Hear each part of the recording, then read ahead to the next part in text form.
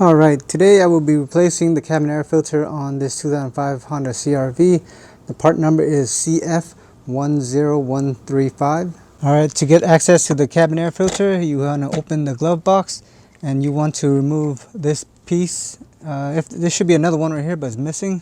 So what you do is you lift it up a little bit and then you press and pull out like that.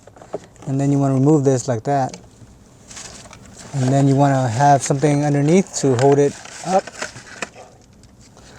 like that. Prop it up. This is where your cabin air filter is. There's a cover, so you want to remove the clip right here. You want to open the clip, this part right here. You want to lift up to move it, to open it up. And then this is the cabin air filter tray.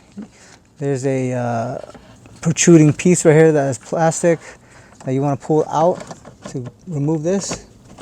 So you'll be pulling onto this one out first, and then there's the second one in here that you have to use same thing, pull to your left and then pull it out.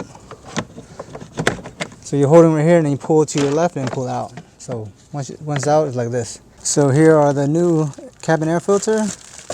It may look dirty, but it's not dirt, it's just charcoal. Here's the old one that you have to remove. Just push up and out. Same with the second one, push up and out. Now when putting this thing back, it said airflow going down.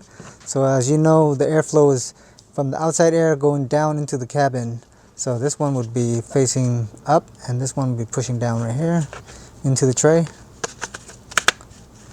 Same with the second one, airflow is going down, put down here, push down here, there you go. Alright, to put back is in reverse order. Make sure it's like this. The two piece that's protruding, it's in the middle. So you want to put this piece first in.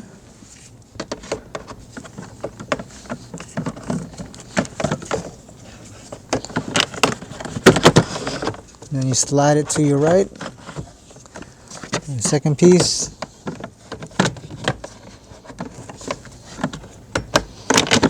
Push it in. There you go. Now you cover it with the cover, the plastic cover.